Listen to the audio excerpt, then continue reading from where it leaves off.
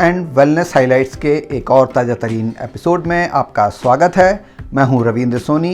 मैं एक जर्नलिस्ट हूं और आपके लिए हेल्थ और वेलनेस से जुड़े हुए अपडेट्स लेकर आता हूं।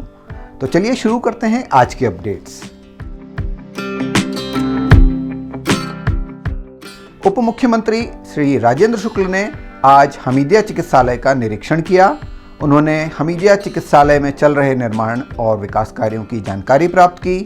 उन्होंने निर्माणाधीन कार्यों को शीघ्रता से पूर्ण करने के लिए निर्देशित भी किया। उप मुख्यमंत्री ने निर्देश दिए कि नवीन भवन में कैथ लैब स्थानांतरण का कार्य शीघ्र पूरा किया जाए। स्थानांतरण के पश्चात हृदय रोग विभाग की आईसीयू यूनिट, वार्ड और लैब को समीप रखने के प्रयास किए जाएं। उन्होंने निर्देश दिए कि स्थानांतरण के लिए चिन्हित कक्षों में आधारभूत संरचना का कार्य पूर्ण करने के बाद ही कैथ लैब की मशीनों को स्थानांतरित किया जाए। हमीदिया अस्पताल प्रबंधन ने उप मुख्यमंत्री को अवगत कराया कि कैथ लैब का स्थानांतरण का कार्य प्राथमिकता से किया जा रहा है और इसे 4 महीने में पूर्ण कर लिया जाएगा। हृदय रोग एचओडी डॉक्टर राजीव गुप्ता ने बताया कि वर्तमान में कैथ लैब संबंधी चिकित्सकीय प्रक्रियाएं की जा रही हैं। उप मुख्यमंत्री ने इमरजेंसी मेडिसिन वार्ड, हृदय रोग आईसीयू व्यवस्था का भी निरीक्षण किया। उन्होंने वार्ड की व्यवस्थाओं और सुविधाओं पर संतोष व्यक्त किया। उप मुख्यमंत्री ने कहा कि इमरजेंसी सेवा मरीज का प्रथम संपर्क होती हैं। यहाँ संतोषजनक और व्यवस्थित सेवा प्राप्त होने से मरीज एवं परिजन को चिकित्सकीय लाभ के साथ साथ मानसिक शांति भी प्राप्त होती है। निरीक्षण के दौरान अपर आयुक्त चिकित्सा शिक्षा doctor Pankaj Jain, dean GMC doctor Salil Bhargava, अधीक्षक हमीदिया चिकित्सालय डॉक्टर आशीष गोहिया, डॉक्टर रुचि टंडन भी उपस्थित थे।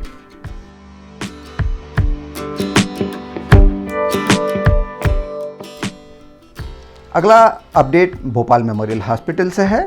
Bhopal memorial hospital and research centre में मानसिक, भावनात्मक, व्यवहारात्मक और किशोरावस्था से जुड़ी विभिन्न समस्याओं से जूझ रहे बच्चों एवं किशोरों के लिए चाइल्ड गाइडेंस क्लिनिक की शुरुआत की गई। शनिवार को बीएमएचआरसी की प्रभारी निदेशक डॉक्टर मनीषा श्रीवास्तव ने मनोचिकित्सा विभाग में इस क्लिनिक का शुभारंभ किया।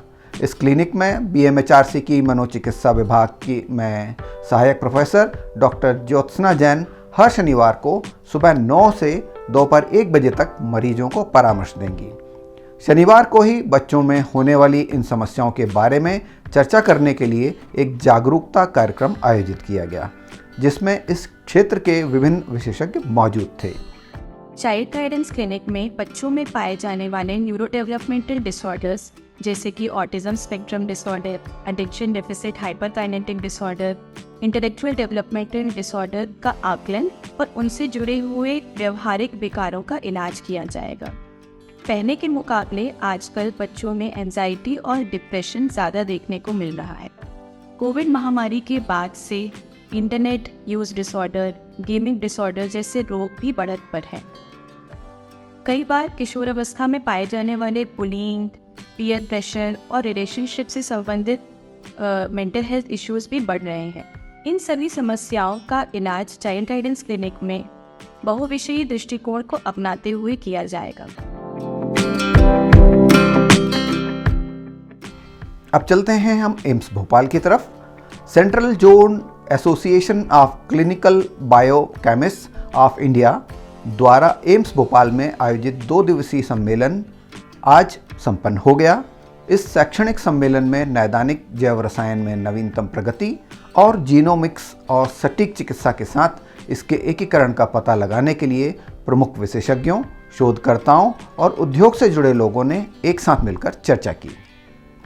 सम्मेलन में देश भर से आए प्रसिद्ध वक्ताओं में professor Neeraj Sinha, professor Subir Kumar Das, doctor Vishwanath Maiti, doctor के Shukla, doctor Nitesh Dwivedi, doctor DL Gupta, doctor Dinesh Kumar, doctor Ashok Ahirwar, doctor Rohit Saluja और डॉक्टर विनोद सिसरिया आदि शामिल हुए, जिन्होंने अत्याधुनिक विषयों पर अपनी अपनी प्रस्तुतियां दी।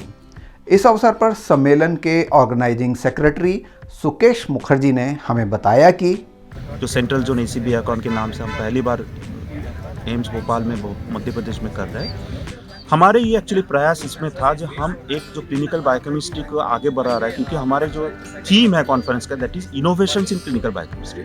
तो इनोवेशन के माध्यम से ये हम देखना चाहते हैं कि हम किस प्रयास से बायोकेमिस्ट्री जो एक सब्जेक्ट है उसके साथ हम आगे बढ़ने वाली जो चीज़ है जीनोमिक्स को, इम्यूनोलॉजी को, इम्यूनोबायोलॉजी, नैनोमेटेरियल, नैनोमेडिसिन, हम कैसे आगे बढ़ के जो नया फील्ड अभी जनरेट हो रहा है जैसे प्रिसिशन मेडिसिन या ट्रांसलेशन मेडिसिन, उसको कैसे आगे लेके जाए। इस कॉन्फ्रेंस में 250 के ऊपर डेलीगेट्स आए हैं। इसमें 20 इनवाइटेड लेक्चर्स है, 10 ओरल प्रेजेंटेशन अवार्ड्स है, 5 पोस्टर अवार्ड्स है। देश भर के लोग आए हैं। ये भी है जो हमारे हम तो सोचा है नेशनल की लेवल पे, इंटरनेशनल डेलीगेट्स नेपाल काठमांडू से भी आए हैं हमारे इस एम्स भोपाल पे इस कॉन्फ्रेंस को सफल बनाने के लिए, जो बहुत ही खुशी होकर लेके आपके हैंड्स ऑन जो वर्कशॉप कराए उसी नॉलेज को लेके वापस जाने का वो सोच रहे हैं। तो हम इसमें ये सोच के जा रहा है हमको जो प्राप्ति हुआ है इसमें हम प्रोग्नोस्टिक और डायग्नोस्टिक जो मार्कर्स बनेंगे, जो हमारी क्लिनिशियंस जब ट्रीट करेंगे पेशेंट्स को, उसको बहुत ही ज़्यादा फायदा हो जाए। ये एक फोरम हमारे पास है, ये प्लेटफॉर्म हमारे पास बन गया जिसमें हम एक दूसरे के साथ कोऑर्डिनेट करें, कोलैबोरेट करें और बेहतर सेवाएं जो भी है स्वास्थ्य सेवाएं और बेहतर करें। यही हमारी मकसद है। जी, तो सर इसमें जैसा कि आपने बात किया कि इनोवेशन की बात किया, तो आप अभी इसमें क्या लेटेस्ट इनोवेशन देख रहे हैं उसके बारे में थोड़ा बताएं। आप इधर जो लेटेस्ट इनोवेशन है, कुछ नए एनएमआर बेस्ड जो टेक्नोलॉजीज आता है, nuclear magnetic resonance based technology आ रहा है बहुत सारे डिजीज में, जो early detection of prognostic marker, जैसे बहुत सारे डिजीज जैसे ARDS, acute respiratory distress syndrome and other things, acute kidney diseases, इसमें कैसे बेहतर सेवाएं हो जाए, प्रोग्नोस्टिक मार्कर्स जो कैसे हमको आगे लेके जाए, जो क्लिनिशियंस के लिए बहुत सही पद्धति से वो चिकित्सा कर पाए, पहले डिटेक्ट कर पाए, वो हम आगे लेके जा रहे हैं। इसमें ये भी हम देख रहे हैं कैंसर पेशेंट्स के लिए क्या होता है, जो भी ड्रग्स हम लोग डॉक्सीरुबिसिन या टैक्सोल जो देते हैं उसमें कार्डियोटॉक्सिसिटी करता है, जिसको हम उसको कार्डियो ऑन्कोलॉजी डिवीजन में आ जाता है। उसमें हम लोग ये बेहतर प्रयास कर रहे हैं कि कैसे दूसरे ड्रग को एक चैनल को ये करके कार्डियक टॉक्सिसिटी कम करें। जैसे कैंसर की केमोथेरेपी, रेडियोथेरेपी मस्ट है, तो उसको हम कैसे इसको दूसरे पद्धति से, दूसरे वे को कैसे टारगेट करके हम इसी पेशेंट्स को उसका आपका जो आयु सीमा और बढ़ाए और बेहतर करे और इसको नया जीवन दे। यही हमारे फाइंडिंग्स जो समाप्त हम करके जा रहे हैं इस कॉन्फ्रेंस में।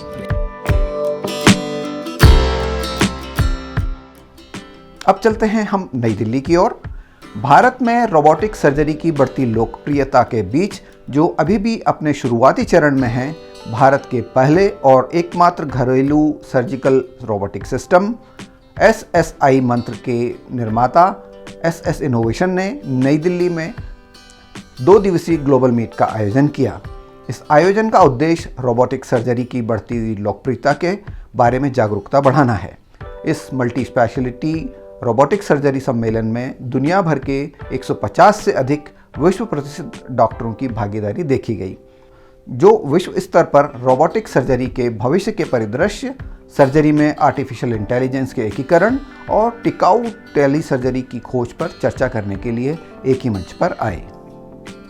2 दिवसीय कार्यक्रम का मुख्य आकर्षण SSI मंत्रा के साथ प्रसिद्ध रोबोटिक सर्जनों द्वारा आयोजित लाइव सर्जरी है, जो कार्डियक सर्जरी सहित विभिन्न सर्जिकल विशिष्टताओं में सिस्टम के व्यावहारिक अनुप्रयोगों को प्रदर्शित करेगा, जो उपस्थित लोगों को वास्तविक समय की अंतर्दृष्टि और मूल्यवान अनुभव प्रदान करेगा।